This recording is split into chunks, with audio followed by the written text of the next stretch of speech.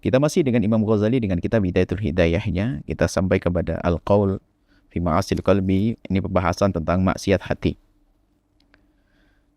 Hati ada maksiatnya. Seperti mata ada maksiatnya, lisan ada maksiatnya, seperti sudah dibahas. Tapi ini adalah hati. I'lam anna sifatil madmumata. Ketahuilah bahwasanya sifat-sifat yang tercela fil qalbi, di hati itu katsiratun, banyak. Macam-macam sifat kotor tercela di hati kita. Wa tariqu tadhhiril qalbi, dan cara menyucikan hati min radzailiha, dari kekotorannya, tawilatun, panjang, maksudnya susah. Wa sabilul ilaji fiha ghamid, dan cara menyelesaikan, mengobatinya adalah pelik. Susah dan pelik. Karena susah dan pelik, bagaimana? Tidak kita pelajari dengan detail dan serius. Maka mari kita belajar bagaimana cara membersihkannya.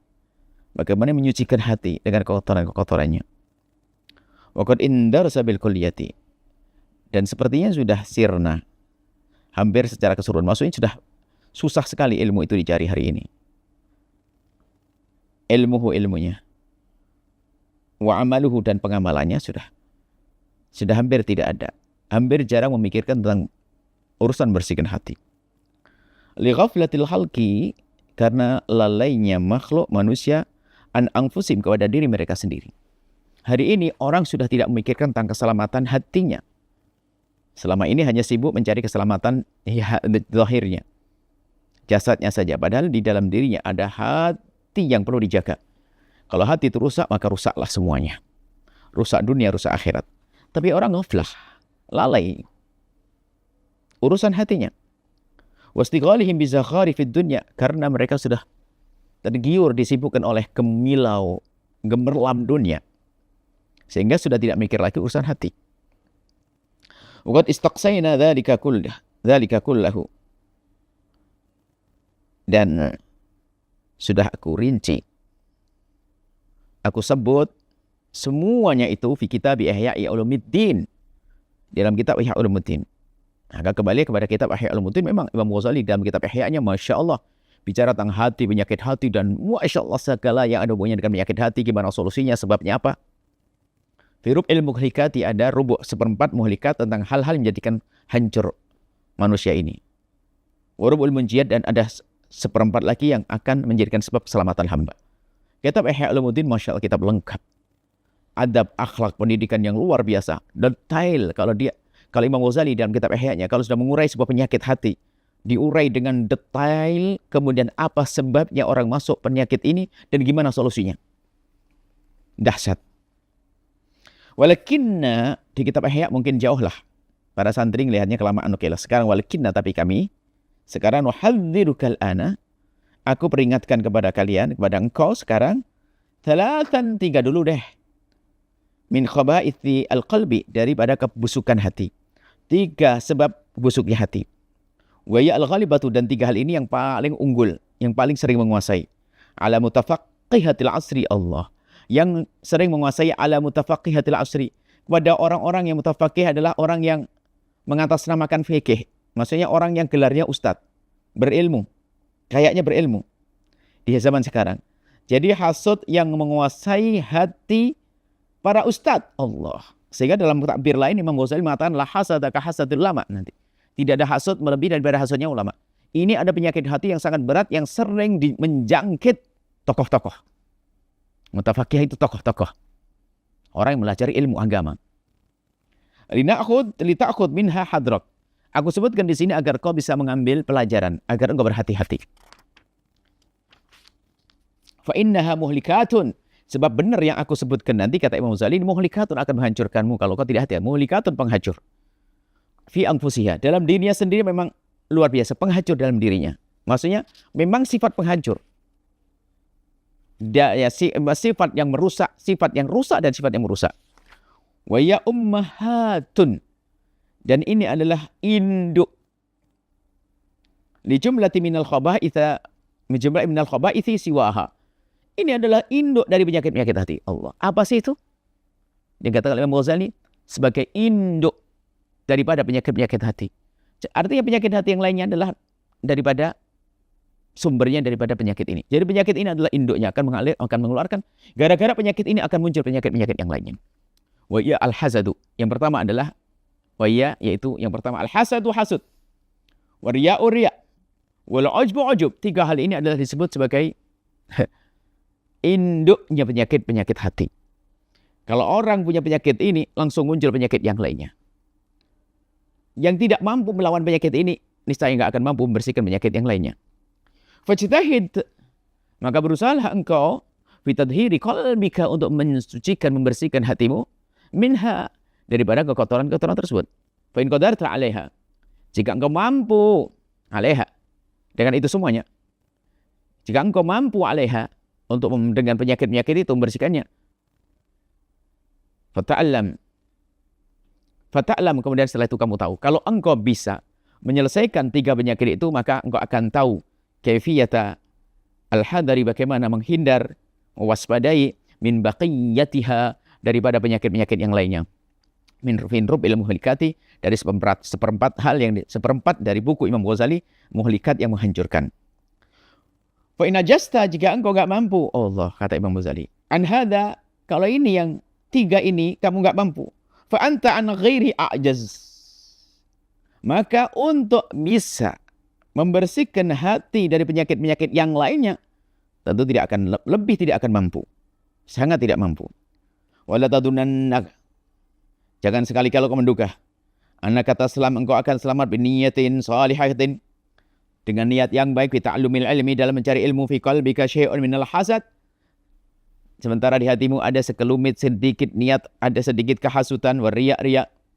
Kata Imam Ghazali, jangan kau menduga, hei penuntut ilmu, cukup dengan niat yang baik.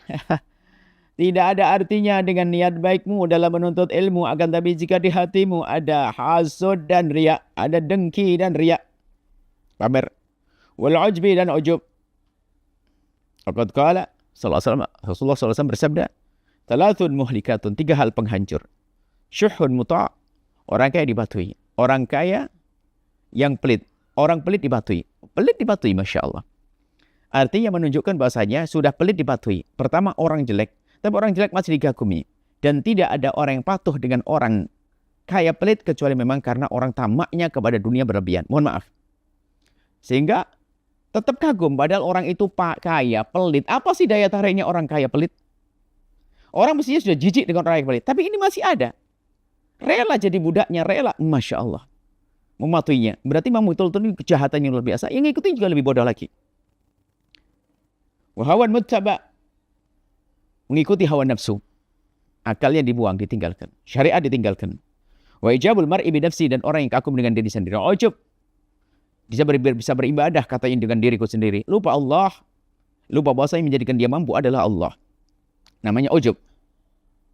Ini. Ammal hasadu, dimulai dari satu demi satu. Adapun hasad, huwa fawwa, maka sifat hasad itu mutasya'ibun, bercabang minasyuhi, daripada syuh, alias kekikiran tadi, kebakhilan. Jadi hasad itu sumbernya karena di hati seseorang ada syuh, bakhil, pelit. Fa innal bukhla, karena sungguhnya kalau pelit saja, walladhi yabkhal biwa fi yadihi ala ghairihi, kalau pelit itu ringan. Kalau pelit, saya pelit atas apa yang aku miliki, sehingga tidak aku berikan orang lain. Aku punya sesuatu, aku tidak ambil orang lain, ini bakhil. Jadi tidak pengen orang lain menerima kebaikan dari dirinya, itu namanya bakhil. Saya bakhil. Tapi kalau syuh, wasyahih, orang syahih itu enggak begitu. Lebih dasar lagi. Waladhi yabkhal bi ni'matillahi ta'ala. Orang yang bakhil, enggak senang nikmat Allah sampai kepada temannya. Ini kan bodoh lagi. Oh, yang beri Allah, bukan dia, bukan duitnya dia. Allah memberi tetangganya kekayaan, marah dia. Sementara nikmat Allah wa ya fi khazaini qudratihi. Karena nikmat Allah di bawah kekuasaan Allah, Allah boleh memberikan siapa saja. Nah, kenapa kita marah? Kita enggak senang. La fi khazani. Kekayaan nikmat Allah adalah dari Allah, di tangan Allah, bukan di tangan manusia. Ala ibadillahi ta'ala. Kepada Allah Subhanahu wa taala. Fasyuhuhu a'dham. Maka kekikirannya orang ini adalah lebih gede. Kalau orang pelit, itu kan pelit terhadap apa yang Allah berikan badannya hingga tidak diberikan orang lain. Ini kalau sudah syahih, ini nggak senang kalau ada orang dapat karunia. Makanya tadi namanya al-hasad, dengki. Dengki itu gimana sih? Kalau orang mendapatkan rezeki dia marah, seolah-olah protes pada Allah. Ya Allah, kenapa kau beri dia ya Allah? Nggak pantas dia dapat itu ya Allah, mestinya aku. Nah ini dosanya orang hasud itu banyak. Ngerendahkan Allah, nganggap Allah tidak bisa. Dan seterusnya. Wal hasudu walladhi yashukku alaihi in'amullahi ta'ala. Adapun orang hasud adalah orang yang merasa berat in'amullahi, nikmat Allah Ta'ala min khazaini qudratihi, yang ada pada gudangnya Allah. Maksudnya Allah mempunyai kekayaan dari kekuasaan Allah, dari kekayaan Allah. Ala abdin min ibadihi. Jadi kalau namanya hasud itu adalah orang yang merasa keberatan di saat ada nikmat Allah sampai kepada hamba Allah yang lainnya. Bi ilmin, dengan ilmu, au malin, harta, au mahabbatin fil qulubin nasi, atau orang pada ngerumunin dia, jamaah yang ngerumunin dia hasud. Ada ustadz jamaahnya besar, dia hasud gara-gara ustadz jamaahnya besar, ngiri.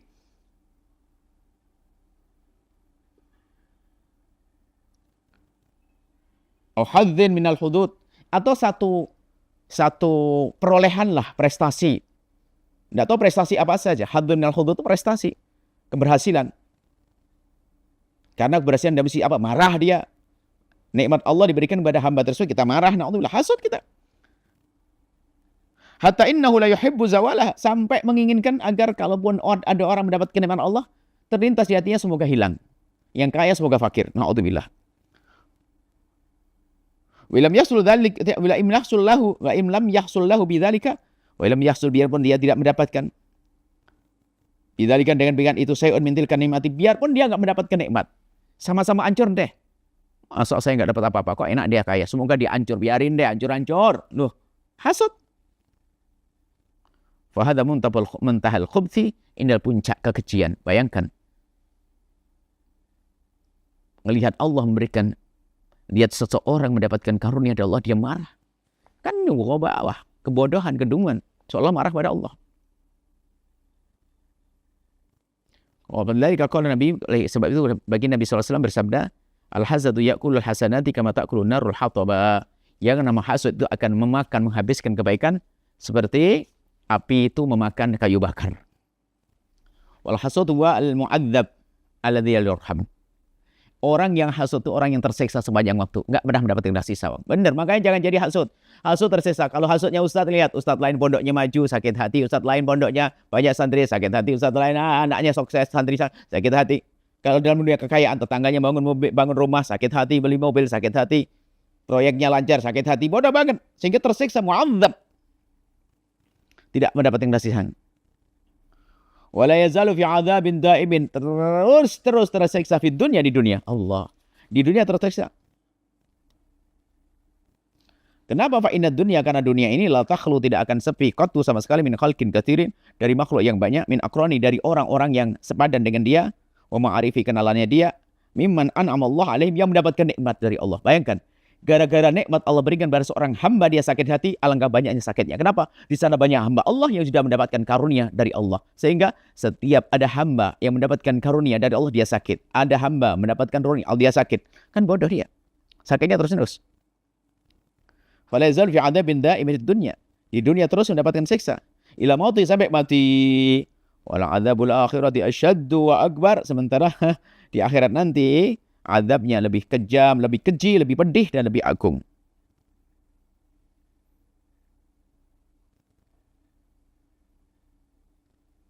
Masih panjang insyaAllah. Untuk hasud akan kita sampaikan pada pertemuan yang akan datang, karena menarik sekali hasud. Hasudnya ustadz, hasudnya pedagang, hasudnya seorang ahli ibadah. Masya Allah. Hasud kalau sudah menguasai hati seseorang, merusak semuanya. Masya Allah, semoga Allah memberikan kepada kita ilmu yang manfaat, mudahkan kita dalam mencari ilmu, mengamalkan ilmu, dan semoga Allah menjadikan kita hamba yang saling mencintai Allah, dibebaskan dari penyakit kotor namanya hasud, serta riya dan ujub, dan segala macam penyakit hati, diganti dengan cinta, kasih sayang, dan Allah mudahkan urusan kita, panjangan umur kita, dalam ketaatan serta sehat walafiat. Berkat Sayyidina Muhammad. Al-Fatihah. Video ini Jangan lupa berselawat kepada baginda Nabi Muhammad sallallahu alaihi wa alihi wa sahbihi wasallam.